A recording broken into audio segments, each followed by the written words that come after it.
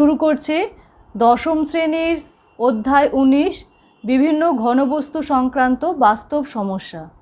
তো এই চ্যাপ্টারের অঙ্কগুলো শুরু করার আগে এই ঘনবস্তুগুলির যেগুলো আমরা দশম শ্রেণীতে পড়েছি তাদের ফর্মুলাগুলো একবার আমরা চোখ বুলিয়ে নিই।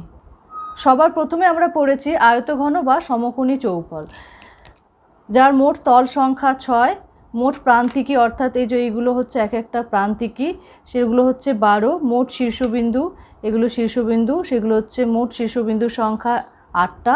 আচ্ছা, এবারে আসি আমি এদের ফর্মুলাগুলোতে। এই মাপটাকে বলা হয় দৈর্ঘ্য, এই মাপটা প্রস্থ এবং এই মাপটাকে বলা হয় উচ্চতা। আচ্ছা, ভূমিটা দেখো হচ্ছে একটা আয়তক্ষেত্র, তাহলে ভূমির ক্ষেত্রফল হবে দৈর্ঘ্য ইন্টু প্রস্থ। সমগ্র তলের ক্ষেত্রফল 2 ইন্টু দৈর্ঘ্য ইন্টু প্রস্থ প্লাস প্রস্থ ইন্টু উচ্চতা প্লাস দৈর্ঘ্য ইন্টু উচ্চতা। 4 দেওয়ালের ক্ষেত্রফল, এই যে সাইডের যে 4টে দেওয়াল রয়েছে সেই 4টে দেওয়ালের ক্ষেত্রফল 2 ইন্টু দৈর্ঘ্য প্লাস প্রস্থ ইন্টু উচ্চতা। আচ্ছা, নেক্সট আসি আয়তন। আয়তন হচ্ছে দৈর্ঘ্য ইন্টু প্রস্থ ইন্টু উচ্চতা। আর কর্ণের দৈর্ঘ্য বলতে কি বোঝায়? এই শীর্ষবিন্দু থেকে এই পেছনের এই শীর্ষবিন্দু পর্যন্ত এই দৈর্ঘ্যটা হচ্ছে কর্ণ। ঠিক সেরকমভাবে এই শীর্ষবিন্দু থেকে পেছনের এই শীর্ষবিন্দু পর্যন্ত এগুলো হচ্ছে কর্ণ। তো সেই কর্ণের দৈর্ঘ্যের সূত্র হচ্ছে √ দৈর্ঘ্য স্কোয়ার প্লাস প্রস্থ স্কোয়ার প্লাস উচ্চতা স্কোয়ার। আচ্ছা, এই যে এখানে আয়তঘন বা সমকোণী চৌপল আমি দেখালাম, তার দৈর্ঘ্য প্রস্থ এবং উচ্চতা তিনটেরই মাপ আলাদা আলাদা। তো যদি কোনো সমকোণী চৌপল বা আয়তঘনর দৈর্ঘ্য প্রস্থ এবং উচ্চতা তিনটেরই মাপ সমান হয়ে যায়, তখন সেই আয়তঘনটা হয়ে যায় এরকম দেখতে, যাকে আমরা বলি ঘনক। তাহলে ঘনকের ক্ষেত্রে দৈর্ঘ্য প্রস্থ এবং উচ্চতা এই তিনটেরই মাপ এক, এবং তখন আমরা আলাদা আলাদা করে দৈর্ঘ্য প্রস্থ উচ্চতা না বলে আমরা বলবো এই এক একটা সাইডকে বলবো বাহু। তাহলে ঘনকের ভূমির ক্ষেত্রফল কি হচ্ছে? যেটা আয়তঘনের ক্ষেত্রে ছিল দৈর্ঘ্য ইন্টু প্রস্থ, সেটা দৈর্ঘ্যের জায়গাতেও বাহু আর প্রস্থের জায়গাতেও বাহু, তাহলে এটা হয়ে যাবে বাহু ইন্টু বাহু, অর্থাৎ ভূমির ক্ষেত্রফল দাঁড়াচ্ছে বাহু স্কোয়ার। সমগ্র তলের ক্ষেত্রফল, এটা যেটা আয়তঘন বা সমকোণী চৌপলের এই সূত্রটা ছিল সমগ্র তলের ক্ষেত্রফল, এ দৈর্ঘ্য প্রস্থ উচ্চতা প্রত্যেকটা জায়গাতে যদি আমরা বাহু লিখি তাহলে আলটিমেটলি যেটা দাঁড়াবে সেটা হচ্ছে এইটা 6 ইন্টু বাহু স্কোয়ার। এটাই হচ্ছে ঘনকের সমগ্র তলের ক্ষেত্রফল। নেক্সট আসি ঘনকের 4 দেওয়ালের ক্ষেত্রফল। ঠিক একইভাবে এখানে যেটা 4 দেওয়ালের ক্ষেত্রফল ছিল দৈর্ঘ্য প্রস্থ উচ্চতা, সেখানে বাহু বসিয়ে দিলে এটা দাঁড়াবে 4 ইন্টু বাহু স্কোয়ার। আয়তন দৈর্ঘ্য ইন্টু প্রস্থ ইন্টু উচ্চতা ছিল সমকোণী চৌপলের ক্ষেত্রে, সেটা দাঁড়াবে বাহু ইন্টু বাহু ইন্টু বাহু, অর্থাৎ বাহু কিউব। ঠিক একইভাবে কর্ণের দৈর্ঘ্যটা দাঁড়াবে √3 ইন্টু বাহুর দৈর্ঘ্য। সমকোণী চৌপলের পর যে ঘনবস্তুর সাথে আমাদের পরিচয় হয়েছিল সেটা হচ্ছে গোলক। এই হচ্ছে একটা গোলকের ছবি, এটা হচ্ছে গোলকের ব্যাসার্ধ r একক।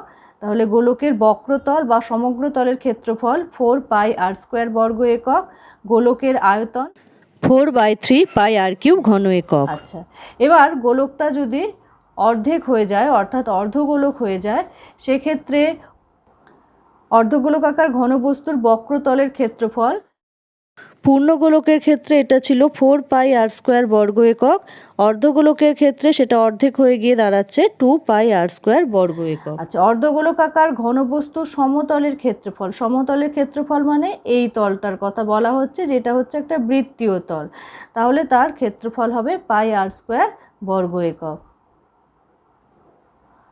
আর তাহলে নিরেট অর্ধগোলকাকার ঘনবস্তুর সমগ্র তলের ক্ষেত্রফল দাঁড়াচ্ছে বক্রতলের ক্ষেত্রফল প্লাস এই সমতলের ক্ষেত্রফল, অর্থাৎ 2πr² প্লাস πr² বর্গ একক মানে 3πr² বর্গ একক। অর্ধগোলকের আয়তন, যেটা গোলকের আয়তন ছিল 4/3πr³ ঘন একক, তার অর্ধেক করে দিলেই সেটাই হবে অর্ধগোলকের আয়তন এবং সেটা দাঁড়াচ্ছে 2/3πr³ ঘন একক। এবারে গোলকটা যদি ফাঁপা গোলক হয় তাহলে তার দুটো ব্যাসার্ধ থাকবে, একটা হচ্ছে কেন্দ্র থেকে বাইরে পর্যন্ত, এটাকে বলা হচ্ছে বহির্ব্যাসার্ধ, এবং কেন্দ্র থেকে ভেতরের যে তলটা পাওয়া যাবে সেটা পর্যন্ত ব্যাসার্ধটাকে বলা হয় অন্তর্ব্যাসার্ধ। বহির্ব্যাসার্ধ ক্যাপিটাল আর একক এবং অন্তর্ব্যাসার্ধ স্মল আর একক। এই অবস্থায় ফাঁপা গোলকের আয়তন হবে 4/3 pi capital R cube minus small R cube ঘন একক। এরপরে যে ঘনবস্তুর সাথে আমাদের পরিচয় হয়েছিল সেটা হচ্ছে লম্ববৃত্তাকার চোঙ। এই হচ্ছে একটা লম্ববৃত্তাকার চোঙের ছবি। যে আর এককটা হচ্ছে ভূমিতলের ব্যাসার্ধ এবং এইচটা হচ্ছে লম্ববৃত্তাকার চোঙটির উচ্চতা। তো লম্ববৃত্তাকার চোঙের পার্শ্বতলের ক্ষেত্রফল অর্থাৎ সাইডের যে তলটা সেটা পার্শ্বতলের ক্ষেত্রফল বা বক্রতলের ক্ষেত্রফল দুটোই বলা যেতে পারে। সেটা হচ্ছে 2πr/h বর্গ একক। ভূমির ক্ষেত্রফল, ভূমিটা যেহেতু একটা বৃত্তাকার ক্ষেত্র যার ব্যাসার্ধ আর একক, তাই ভূমির ক্ষেত্রফল হচ্ছে πr² বর্গ একক। তাহলে লম্ববৃত্তাকার চোঙের সমগ্র তলের ক্ষেত্রফল দাঁড়াচ্ছে পার্শ্বতলের ক্ষেত্রফল প্লাস এরকম বৃত্তাকার সমতল দুটো রয়েছে তাই 2 ইন্টু ভূমির ক্ষেত্রফল অর্থাৎ 2πr/h plus 2πr², that is 2πr into r plus h বর্গ একক। এটা হচ্ছে লম্ববৃত্তাকার চোঙের সমগ্র তলের ক্ষেত্রফল। এবার লম্ববৃত্তাকার চোঙের আয়তন সেটা হচ্ছে কি দেখো πr²h ঘন একক। এবারে চলে আসি আমরা ফাঁপা লম্ববৃত্তাকার চোঙে। এটা হচ্ছে একটা ফাঁপা লম্ববৃত্তাকার চোঙের ছবি।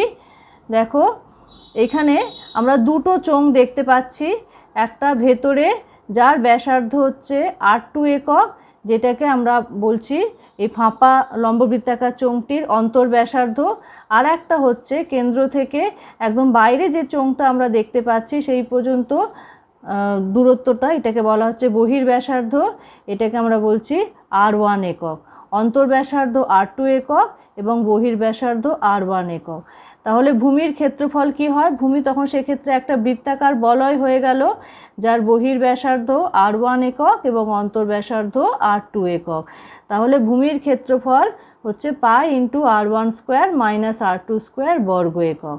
পার্শ্বতলের ক্ষেত্রফল মানে যে দুটো চোঙের কথা বলছি তাদের মোট পার্শ্বতলের ক্ষেত্রফল, বাইরের চোঙটার ক্ষেত্রে হচ্ছে 2πr1h আর ভেতরের চোঙটার ক্ষেত্রে হচ্ছে 2πr2h। কাজে এই দুটোর যোগফল হচ্ছে এই ফাঁপা লম্ববৃত্তাকার চোঙের মোট পার্শ্বতলের ক্ষেত্রফল। সেটা দাঁড়ালো 2πr1 plus r2 into h বর্গ একক। সমগ্র তলের ক্ষেত্রফল কি হবে?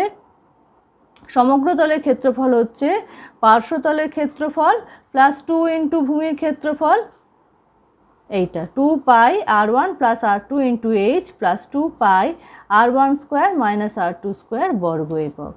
আচ্ছা, ফাঁপা লম্ববৃত্তাকার চোঙের আয়তন সেটা হচ্ছে πr1² মাইনাস r2² h ঘন একক। শেষ যে ঘনবস্তুটার সাথে আমাদের পরিচয় হয়েছিল সেটা হচ্ছে লম্ববৃত্তাকার শঙ্কু। একটা লম্ববৃত্তাকার শঙ্কু কী করে তৈরি হয় আমি এগুলো সব আগেই বলেছি তোমাদের। একটা সমকোণী ত্রিভুজের এই লম্বকে অক্ষ ধরে একবার ঘোরালে এরকম লম্ববৃত্তাকার শঙ্কু তৈরি হয়। লম্ববৃত্তাকার শঙ্কুর ভূমিটা হচ্ছে একটা বৃত্তাকার ক্ষেত্র যার ব্যাসার্ধটাকে বলা হয় লম্ববৃত্তাকার শঙ্কুর ব্যাসার্ধ। এটাকে আমরা r দিয়ে ডিনোট করি, r একক। আচ্ছা, উচ্চতা হচ্ছে শীর্ষবিন্দু থেকে কেন্দ্রবিন্দু পর্যন্ত দূরত্বটা বলা হয় লম্ববৃত্তাকার শঙ্কুর উচ্চতা, সেটাকে আমরা h একক বলি। এবং শীর্ষবিন্দু থেকে ভূমির পরিধি পর্যন্ত দূরত্বকে বলা হয় লম্ববৃত্তাকার শঙ্কুর তির্যক উচ্চতা এবং একে আমরা l একক বলছি। তাহলে লম্ববৃত্তাকার শঙ্কুর ভূমির ক্ষেত্রফল হচ্ছে এই বৃত্তাকার ক্ষেত্রের ক্ষেত্রফল যার ব্যাসার্ধ r একক, তাই লম্ববৃত্তাকার শঙ্কুর ভূমির ক্ষেত্রফল দাঁড়ায় πr² বর্গ একক। লম্ববৃত্তাকার শঙ্কুর পার্শ্বতলের ক্ষেত্রফল অর্থাৎ এই যে সাইডের তলটা যেটা কিনা বক্রতলের ক্ষেত্রফলও বলা যেতে পারে, সেই পার্শ্বতল বা বক্রতলের ক্ষেত্রফল হয় πr/l বর্গ একক। সমগ্র তলের ক্ষেত্রফল তাহলে কি হবে? পার্শ্বতলের ক্ষেত্রফল প্লাস ভূমির ক্ষেত্রফল অর্থাৎ πr/l প্লাস πr² বর্গ একক। πr কমন নিলে দাঁড়াচ্ছে লম্ববৃত্তাকার শঙ্কু সমগ্র তলের ক্ষেত্রফল is equal to πr into l plus r বর্গ একক। লম্ববৃত্তাকার শঙ্কুর আয়তন 1/3 πr²h ঘন একক। যে চার ধরনের ঘনবস্তুর ফর্মুলাগুলো আমরা এখন আলোচনা করলাম সেগুলো তোমরা এক এক করে খাতায় লিখে ফেলো।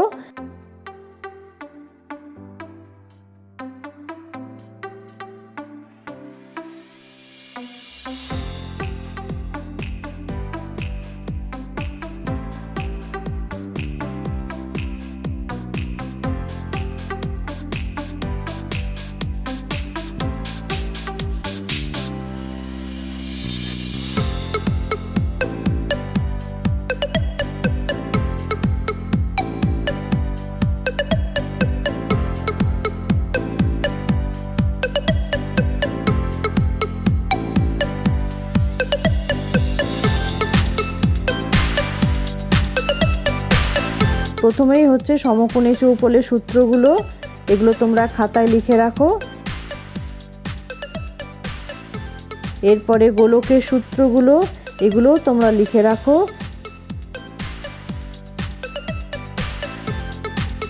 এরপর লম্ব বৃত্তাকার চোঙের সূত্র